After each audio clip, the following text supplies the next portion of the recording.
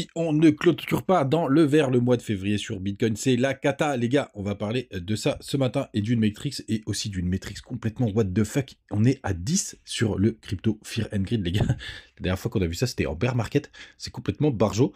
Bref, une émission hyper importante et on parlera aussi de la Candle God aujourd'hui. C'est parti, le BTC, il perd 3%, on est à 86 200 $. Ether qui se fait un peu plus défoncer.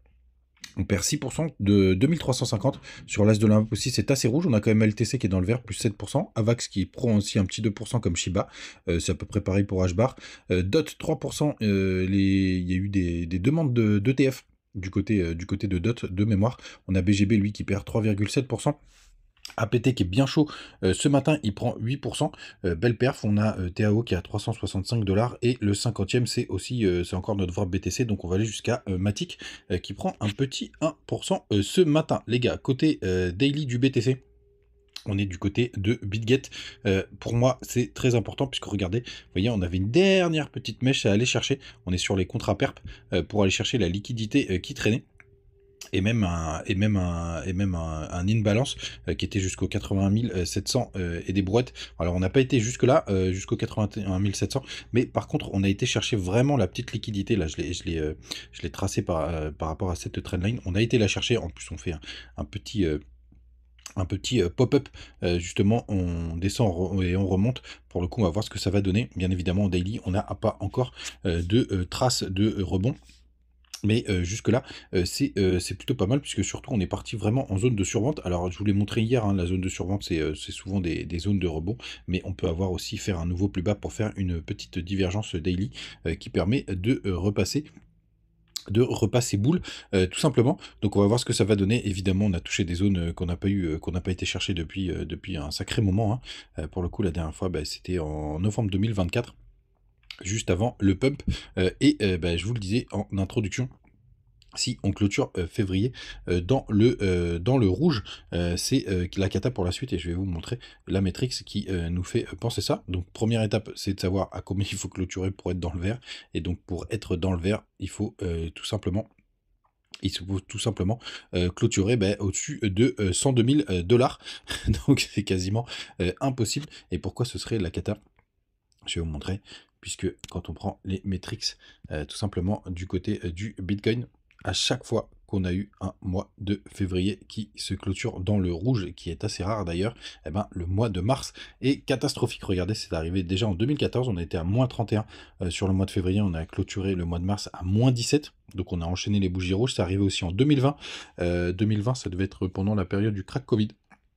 Ouais, c'est ça, 2020, on a clôturé février à moins de 8,6, on a fini à moins 25 au mois de mars, mais on avait tout simplement été rechercher quasiment le bottom, et là on a un février qui est à moins 15, et possiblement, enfin c'est quasiment impossible de ne pas clôturer dans le rouge ce mois de février, et possiblement on a deux occurrences qui nous disent que quand on clôture comme ça, le mois de mars est tout simplement dégueulasse. Donc bien évidemment il n'y a pas assez de recul pour considérer que cette matrix est pertinente, mais en tout cas l'historique nous dit que c'est ça qui se passe quand février clôture tout simplement dans le rouge, et c'est malheureusement ce qui va arriver. Comme je le disais en intro, Crypto Fear and Greed à 10, les gars, putain, c'est vraiment barjo, hein.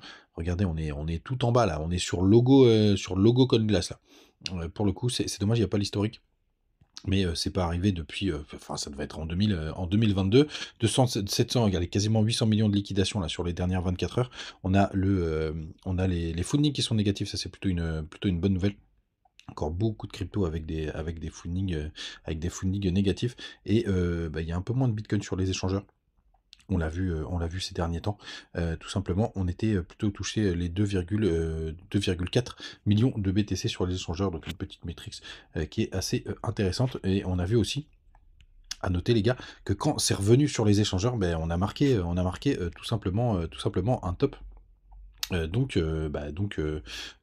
C'est quand même un indicateur qu'il faudra bien suivre par la suite. On continue, mais avant tout, n'hésitez pas, vous avez les liens du côté de BitGet et de crypto.com, hein, si vous voulez avoir des petits bonus, c'est plutôt pas mal. On revient sur les news sur Twitter. Donc hier on a eu la publication, enfin tiens, on va commencer par ça. Il y a CryptoTalak qui nous partageait un support du côté du super trend. Là il est en 3 jours, qui est plutôt pas mal, en 3 jours. Donc on voit il y avait quand même un support là où on est.